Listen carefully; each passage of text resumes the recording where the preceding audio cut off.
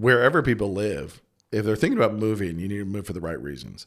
Yeah, character reasons. Character reasons, absolutely. Move for the right reasons. Do not move like somebody switching from one airline frequent flyer plan to the other. You want to show up and you want to work. You want to get work done, but you also want to be moving yourself into a place where you're trying to benefit your children. You're trying to benefit your family generationally.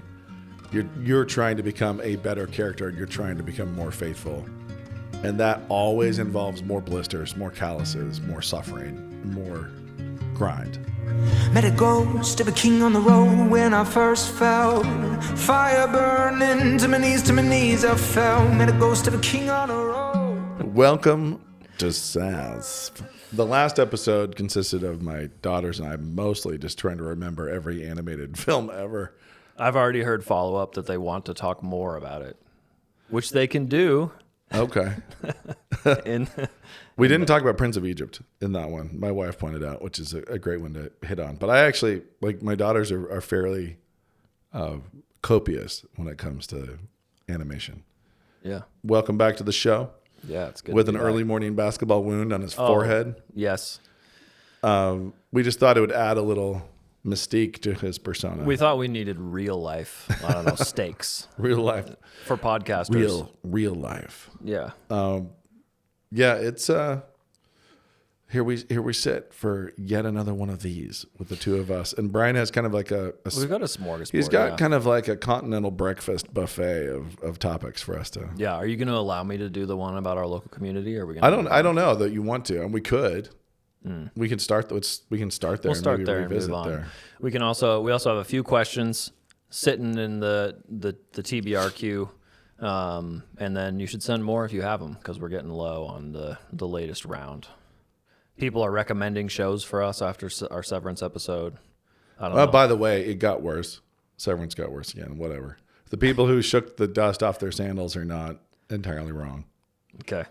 So. See, I got lost and I haven't watched any. I'm gonna try to finish. I think I've got one more, and it's just kind of like, well, was this worth it? Not really. Was it worth it going on kind of a journey of disappointment with my children and having the conversations about how it's going wrong, where it screwed up, how it's its own self-awareness and self-perception has kind of gotten in the way at the end. But anyway, Severance is not great at the moment. But you know what is great is March Madness, so that's great television. Oh man, and so I would fun. encourage all of you who don't care about college basketball at all to fill out brackets, because you have a much better chance of getting it right than we do. I just found out that if you get a perfect bracket, you win a trip to Mars if you fill it out on Twitter. I did not know that. I want to know if you can sell the trip to Mars to somebody else. That seems to be where the real value would be. Yeah, I have no interest in going to Mars. Oh, you don't? No. I guess the question is, how long does it take? 3 years or whatever it is. Yeah, that would be an expensive Not interested. trip. Yeah. Give me the monetary value. How much would you spend sending me to Mars? I just want the dollar amount. Okay, so topic number one. Yeah. Topic number one. We got a lot of people moving to Moscow, Idaho. Yep. And that's happened a number of times over the years. Yeah, it's not just post-COVID. It's been regular kind of pattern. I don't know if it's a community pattern in general. It probably is. But one thing we were talking about is obviously there's some top of funnel reasons of why people move to a community: church, school, Right. job. But when people show up in a community, what are the things they don't realize that they're missing that they are? I have a question kind of about skills. It's a life skill one, where you look at something and you think, I want to be part of that, and then don't realize that you are not actually, you don't have the skill that you need to be to contribute. Or perhaps it's more, maybe a weakness question would be better. Where are you not realizing you're weak? And that's a specific question about Moscow. What do we have that you may not necessarily see on the surface that can throw people for a loop when they actually show up in the tiny town in North Idaho? It depends on where they're coming from. Okay. Does that depend on like large population, or is it more you talking conservative spectrum, or are you talking about region? Region. I think people who come from the South have from the South or from sentimental evangelicalism. Let's just make those two synonymous. They have the most cultural whiplash because there are ways in which you're going to the West, and there are ways in which the West, and not California, but like inland California, and inland Pacific Northwest, Montana, Wyoming. Yeah. There's a way of being that is just different. And so they have that cultural exchange. They're moving from the Bible Belt. They're moving from somewhere where there's a lot of emotional affirmation. And I'm just going to be pejorative and just say there's a lot more passive aggression. And out here, you're going to encounter aggressive aggression, a lot more just open aggression. In what I think is a good and honest way. And some of the aggression's awful, and it's bad aggression, but it's not hidden. Right. It's going to be a lot more on the surface. So I think people coming from different regions would have different experiences. Yeah, because we don't have what is called Southern hospitality here. And I think, is that sort of what you're talking about? I guess we don't, what I mean by that is when I showed up in the South, I couldn't tell why in the world everybody was trying to compliment me when they didn't know anything about me. Yeah. Or have any. Why are you lying to my face? Yeah, that was my question. Because it's nice. As I was, yeah, exactly. Why is bless your heart such an insult? Yeah. I was like, don't say something nice to me if you don't know me. Like that to me feels like. Make me some biscuits and gravy. But don't say something nice to me. I don't mind lemonade. Give me the iced tea. But I don't want to be told something that I know is not true because you couldn't know it. And I've always thought that I wondered if that was a regional thing because I don't know, honesty. We stand for honesty up here. So yeah. And the American way. So the frontier life. There's a Western whiplash. There's a Northwestern whiplash. My wife laughed about it's just women in sensible shoes. Like there's a practicality. Okay, yeah. Here, and it's not unique to Moscow. It's of its region, and this is a community that is of its place. Yeah. And so as people come from different areas, they encounter different kinds of. So there's less avenues for large heels, very spiky heels.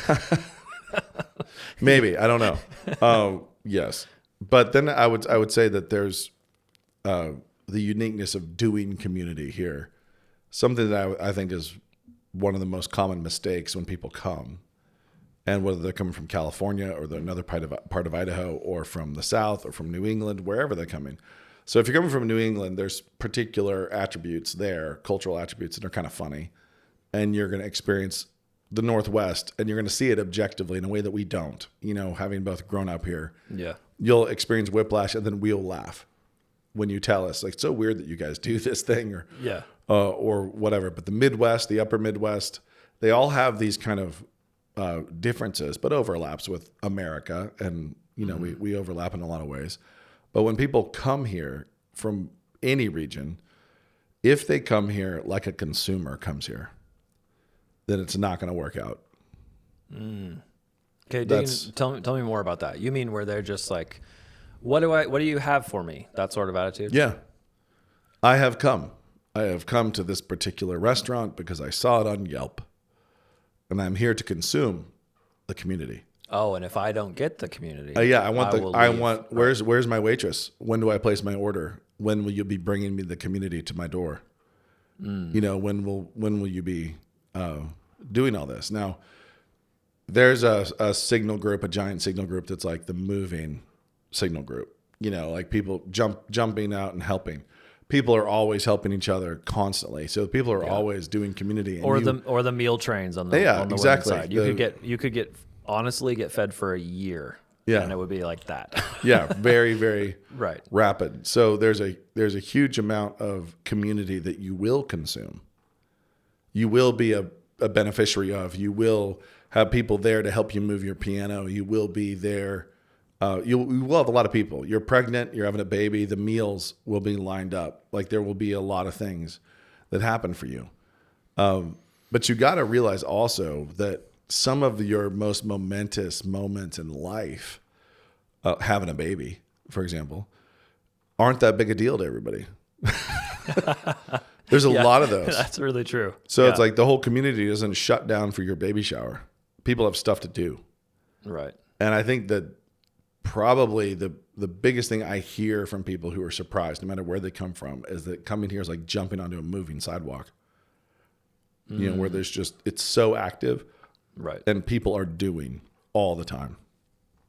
So there's a lot of activity, a lot of work, and that work starts in the home, and it starts with their own families, and then then moves out to their extended families and their neighbors and their friends, and then to the the broader community in general. But people are busy.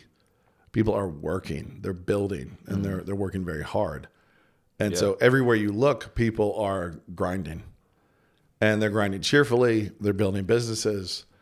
They're doing all sorts of things, and they find different forms of hospitality and ministering to each other. There's women in the community who are trainers, who are doing like garage training. You know, they're doing training of other women, or training at the gym. You know, helping other women lose baby weight, helping other women get in shape or whatever. And it's a form of for some people it's a business and a form of hospitality, and for other people it's just a form of hospitality. You know, they're inviting people and helping people do this. There's obviously the traditional form of hospitality that goes on a lot. For me, probably one of my biggest forms of hospitality is coaching. Yeah. So welcoming the kids. Yeah, I'll train for the kids. Yeah. I'll train your kids, and that's been for a few years. As my kids are those ages, I'm like, okay, I'll do this. I'll shoulder this, and your kids come too. The other kids the same age, and then I take care of that. And there's other people taking care of other things, and so I'm working in basketball and track, and that's what I've been doing. And I view it as a form of hospitality. I'm not getting paid. You know, I'm not making a living because I coach track. And I'm not doing it because I need some competitive outlet. You know, it's not a vicarious experience for myself. I want these kids to grow. I want them to experience what it's like to suffer and struggle and find the reward. You know, I want them to experience what it's like to really push themselves and achieve more than they thought they could, and give them those tools. But I would say when people come here and they want to consume, and they came here because it's like, I looked, there's a good school, there's a good church, there's a community. So we are going to come like hummingbirds and sip from the different institutions and flowers. And we will go down to the restaurants and we will be like, meh, I'm going to leave a bad review this time. Or I wasn't quite served as well as I would have liked. And they do that to every single aspect, like 8 out of 10 stars. It's like, really, what are you doing? What are you providing? What are you building? Did you show up and grab your corner of the piano to help carry? Did you show up and immediately throw a bag of concrete on your shoulder and get to work, just jump in the work crews and start contributing? Or did you sit here and consume? Yeah. And if you do, and admittedly, I don't mind when people do that right out the gates. I would rather them show up and acclimate and consume and experience and orient themselves first before jumping in. Okay, so you're saying it's more of a mindset than it is that, obviously 100%. When you move to a new spot, when you just had a baby, try, have the meals, enjoy all the meals that come. Right. You're going to be served. Other visit people the restaurants, try the businesses. Yeah, that's meet the people. Obviously, we all do that, yes. right? So, but my point is, if you show up to be a consumer, you chose this place like you chose a mall. You're very, very American. Self-absorbed decision-making apparatus. You chose this mall, not that mall. Right. Because it has the following things that will serve me that I can go consume. That mentality is toxic, and that mentality will not contribute over time, and that mentality will eventually reach a place where they want to go try another mall. And none of us will be sad to see them leave. Yeah. Okay. That I think we've talked about that a fair amount on the Storage and Soul Food podcast. Have we? We talk about it. I mean, it's been applied to entertainment. Don't just be a consumer. Active, You got to be yeah. active. Yeah. And it sounds like that's the exact same thing. If you're trying to plug into a church, don't just be a passive consumer. Yeah. You know, same thing for schools. I will say this. I'll put in a little asterisk by this. Another funny one to me that has happened before is, and I get to watch this, especially when people want to come be a true son of my father. Like they view me as some kind of not true son of my father. They want to come in and they want to get this son-father relationship with my dad, and that's why they moved here. That usually doesn't work. Well, Nate has his flaws. We've all seen them. I am, in fact, his son. So I'm not very threatened in that role, even though some people want it. Every now and then somebody comes, and that's what they want. They're looking for that dynamic with Doug Wilson. They want to be the Padawan? Yes. Okay. They want to come in. They want to be the disciple. They want to be the son. They want this one-on-one relationship. That's back to the consumer mentality. Like they want that special thing. Now, that can happen. That goes wrong, but it's the same kind of mentality. But the other thing that happens, and this one kind of cracks me up the most, is when people show up here and they show up because, man, they didn't want to come. You know, but everything went wrong for them where they were. And they were like, you know what, I'm deeply loyal to, I'm going to pick randomly some, we'll say Harrisville, Kentucky. I don't know if there is a Harrisville, so I'm making that up. There probably is one, but I'm not talking about the real one. So they're deeply loyal to Harrisville, Kentucky. But their church blew up. Their school melted down. They tried another church and it blew up. Couldn't quite work. And they're like, you know what? Finally, we've reached the last straw. They fought it. Not everybody needs to live in Moscow, they said. True. We don't want everybody. And they were trying to build, a community somewhere. And it turned into molten lava. Yeah. For whatever reason. Let's not be too judgmental. And they come here, and some guy shows up, and he arrives with kind of the spirit of, I am here to finally show you the way. Yeah. I am here because Moscow needs to be improved. So they don't show up like the consumer. They show up like they are the new chief executive that's been hired to finally teach us the importance of fill in the blank. Yeah. And so they do jump in, but they jump in like steering hard, leaning, and it could be anything. Like, you guys don't understand baseball. You guys don't get crypto. I'm going to be here. This is going to be the leaning. I'm going to show you how. I'm a real estate developer, so I'm going to show you how to do all of this. Yeah. Now, if somebody shows up with gifts, and they actually have gifts, and they're ready to contribute, that's awesome. But there are people who show up and who say, from a distance, I never moved here because Doug Wilson was doing it just a little bit wrong.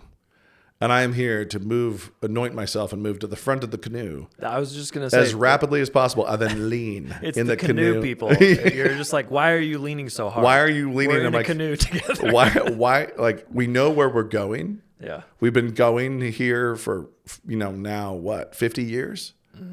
We've been going in a direction for 50 years.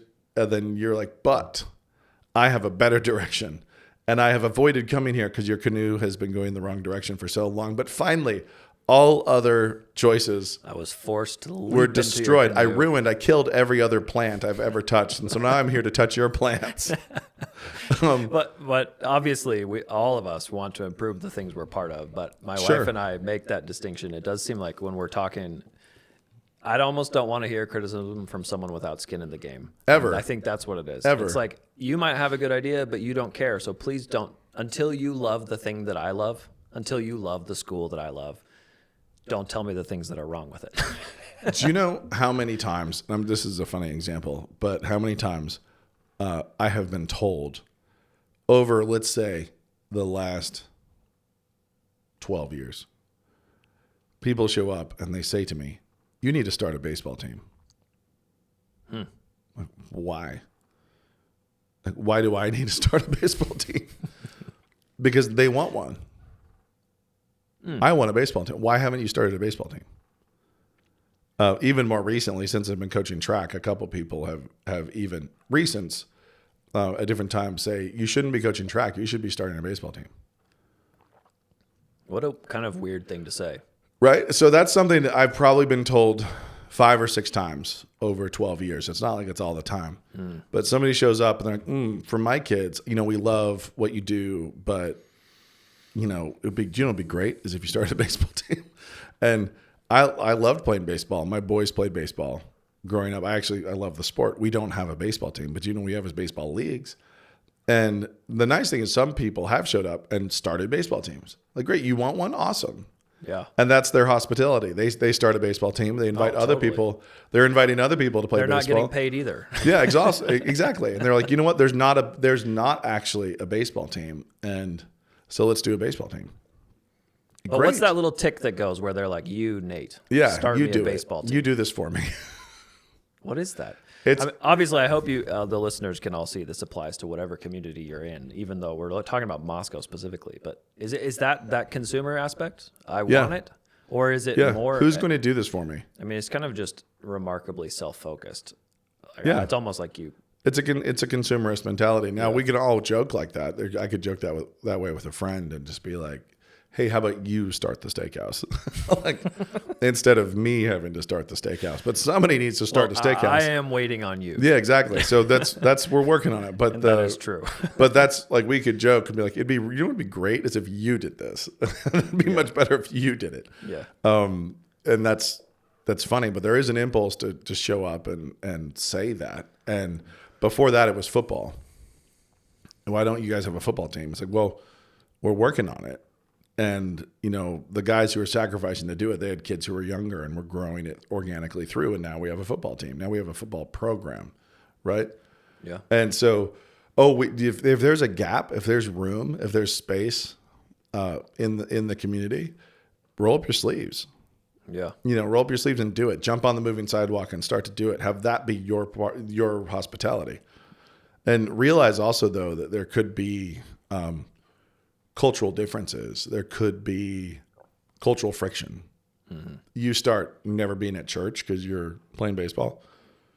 Then you're coming in with a different order of priorities than the community has, and so there will be friction there. You're not going to get a lot of boys jumping on for those weekends. When I started doing AAU basketball, back when Seamus was in 7th grade, it was the first time I did it.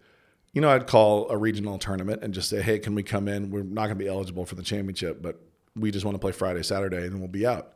We're going to skip all the Sunday games. All the kids can come back. And it's not because I think it's immoral for somebody to be somewhere on a Sunday, and actually play a basketball game on a Sunday either, but a cultural pattern of missing worship and having something else take the place of worship over this season, these 3 months or whatever, is not healthy. And it turns out people were really easy to work with that way. So we were always able to get our Saturday games in and come home, and for years.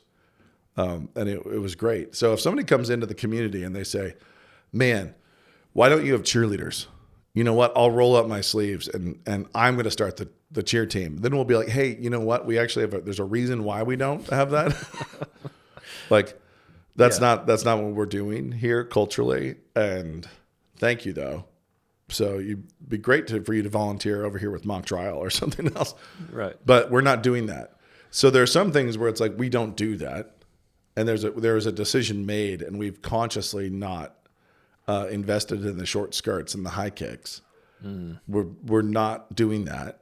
And there's other times when it's just an absence. It's like we don't have the time. Nobody's had the time or the specific gifting or the calling to do that. So when the first coffee shop was started, it's like, well, why wasn't there one already? People didn't have time. They didn't have the burden, the time, the calling. And when Bootsers came to be, it was great. Somebody cared about the beans for the first time. And now that you can grab a great burger at a place that people in our community started, and you can grab coffee and hopefully eventually a steak. Whiskey? Yeah, and the whiskey. It's like you can have these spaces where, somebody could come roll their sleeves up and do it, and we'd all be thrilled. Yeah. We just don't have the time. We don't have the time, the gifting, the calling yet. And other times it's like, that's you leaning in the canoe. you're showing up and you're trying to take this differently. Why don't you guys do prom? I'm going to host a prom. I'm going to do a private prom off on the side. Like, that's, we're kind of skipping that. We've not done that. We do something else. The disco ball and the slow dance. Yeah, we actually culturally we've invested in something else. Right. Okay, so here's a question though. Can people who move here, could they be moving themselves into a dead end? That's Absolutely. So how does that work? Because obviously, red flight of people leaving the big if they're not cities. supposed to be here. How do you assess that? How do I think it can be hard when you're looking across the community or across the entire country of, is this a spot where I should go? Am I putting myself in a spot where there's track in front of me where I can just run? Yeah.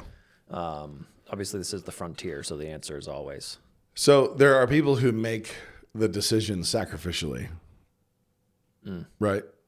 And let's say a dad who's saying, "Man, this is gonna be hard for me because I love where I'm from, but I want my kids to grow up around other Christian kids who are all working hard and working in the same direction.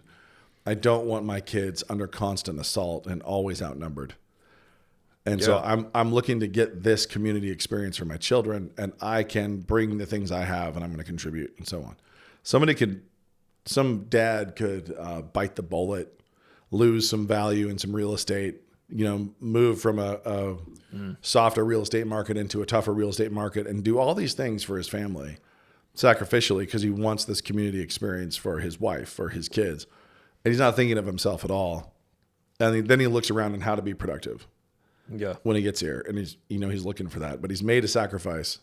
That's why he's doing it. I think God blesses that, and it might not be permanent. They might not be here forever, but he's rightly aligned.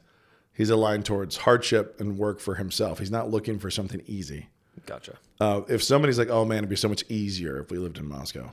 Yeah. It's like, "Oh really?" Yeah. Like it's the experience that I have reported back to me most often is the moving sidewalk analogy. Like it's going to be hard. You're going to get in shape.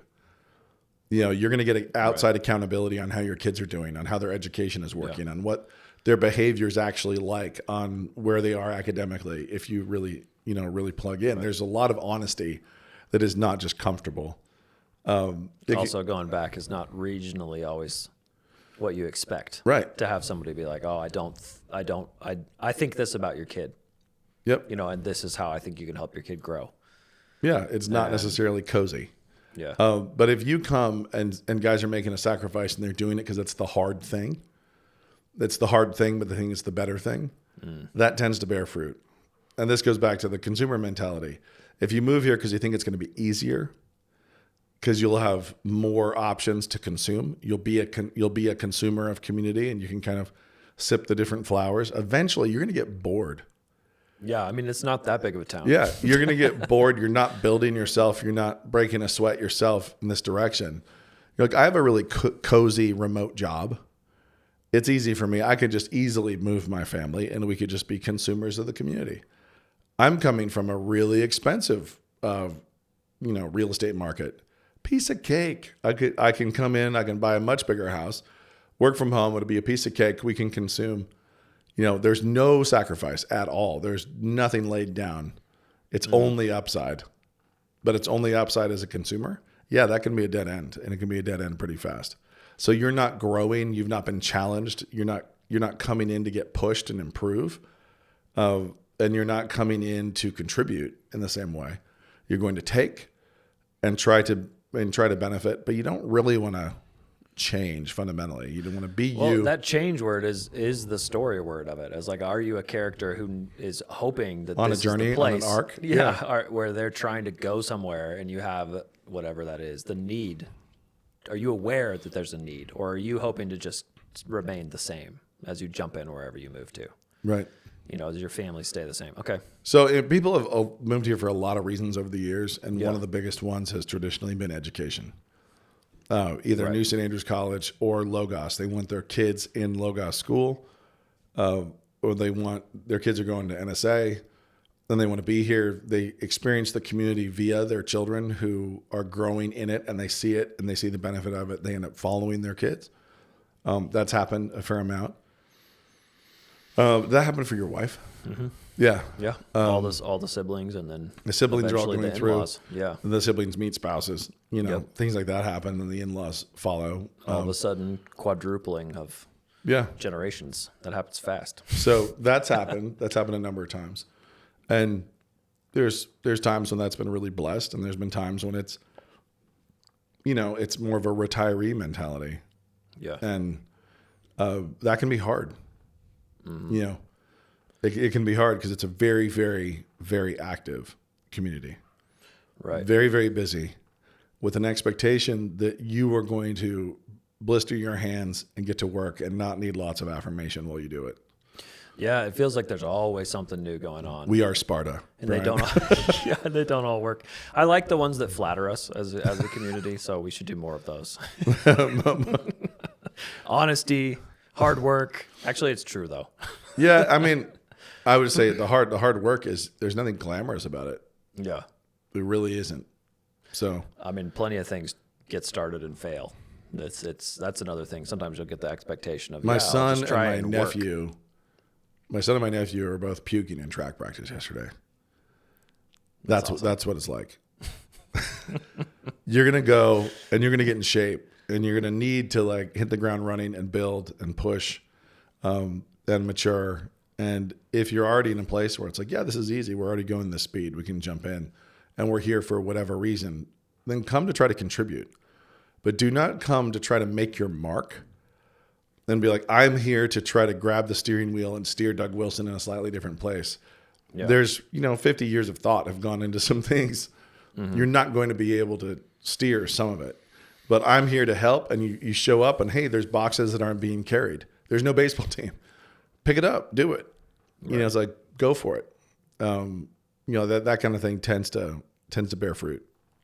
That's and it's funny how quickly people no longer seem new. Yeah. When they do that. So and it is funny how you take them for granted just a couple of years in, and you realize, hey, you're a local. You're a local now. Yep. You've been here for all 6 months. Yeah, and that's like our community. That's the case, but it's not just the case inside of our church community. It's the case in Idaho. It's the case in the Northwest. It's the case of people bailing on California. It doesn't take very long to become local because so many people have migrated to these red states. Yeah. So I went to some city bureaucratic meeting because we were, Aaron Wrench and I were looking at some real estate thing we might want to do at the time. And they did some introductory meeting. They went around the city committee, and everybody said how long they'd been in Moscow.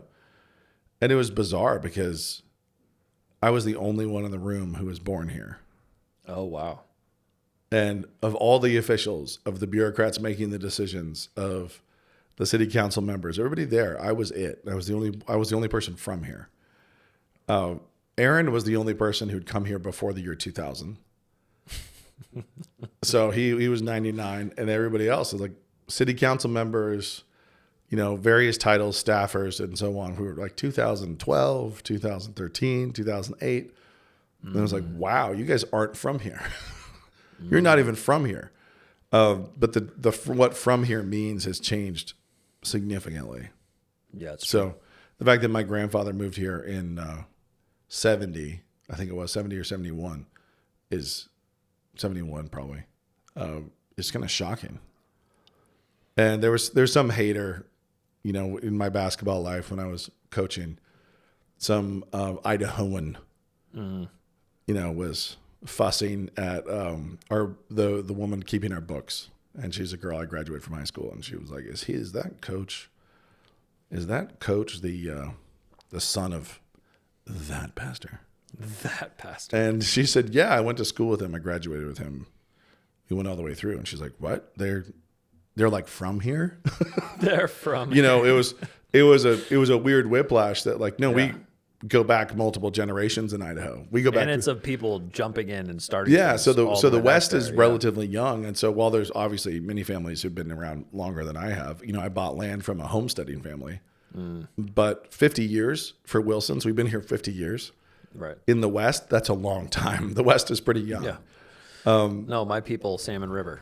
You know, Yeah. so they're deep Idaho. The part of Idaho you drive through and you're like, ooh, I'm glad I don't live over there. We did. We lived there. We came up there. Yeah. So I mean, honestly, wherever people live, if they're thinking about moving, you need to move for the right reasons.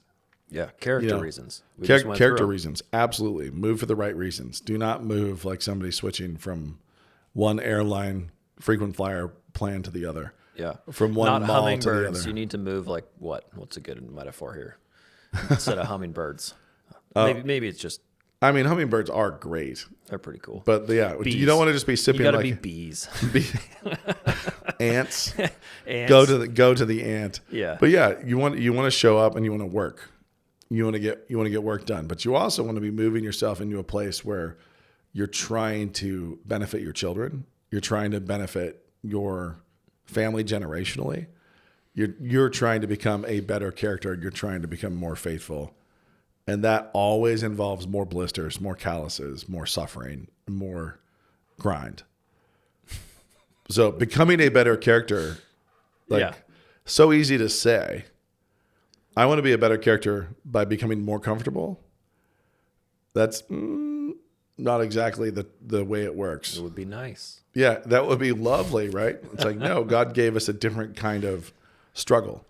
Yeah. And so if you're moving because you think it's a good character move for you and for your family, we're going to go improve. We're going to go further up and further in. We're going to push and we're going to contribute.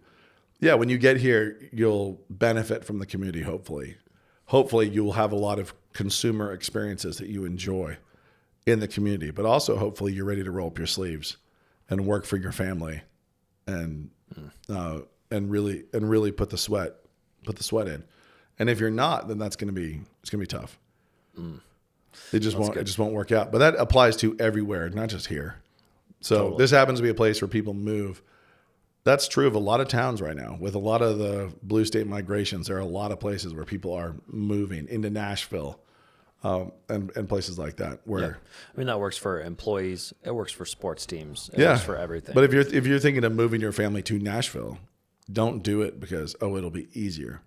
yeah, there's a lot of fun music. Yeah, do it because there's great. It's a great music scene. Our date nights are going to be so much better. You don't do that. Like, really don't do it. Go do it because it's a better character move for your family and you're ready to go somewhere and build. So move like an ant, Move like a an swarm ant. of bees going someplace to build a new hive. Was there anything else we're talking about today, No, Brian? that's it. That was We're it. done. Yeah. If you are going to come here, visit first. Have a plan, and do really think that this is a place where you and your family can grow and contribute, not just grow and consume. So, That's okay, good. we're out. There it is. Peace. Some people prefer to be cremated instead of buried, but Granddad wanted to be buried.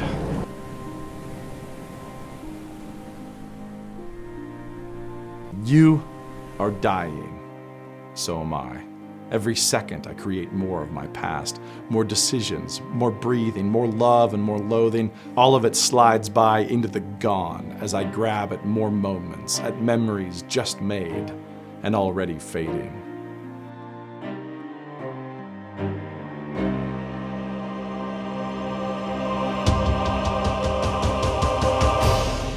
We are all authors, creators of our pasts, authors of the books that will be our lives. When we race across the wet concrete of time without purpose, without laughter and love and sacrifice, then we fail in our mortal moments.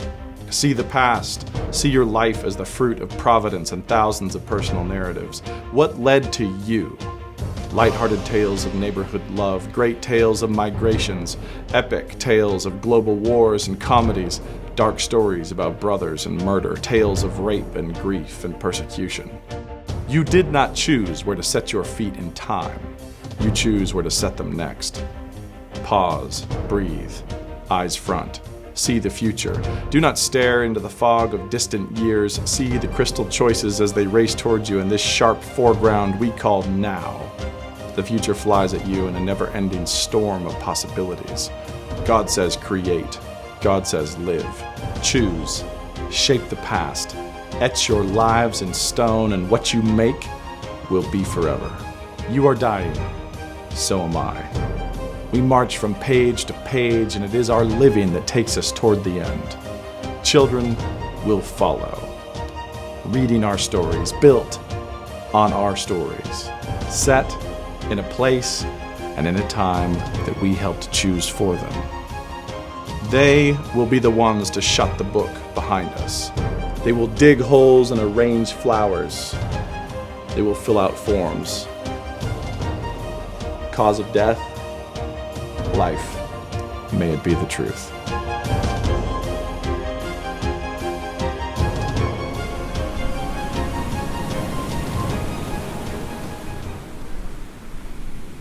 What's the point of the whole Bible? Kill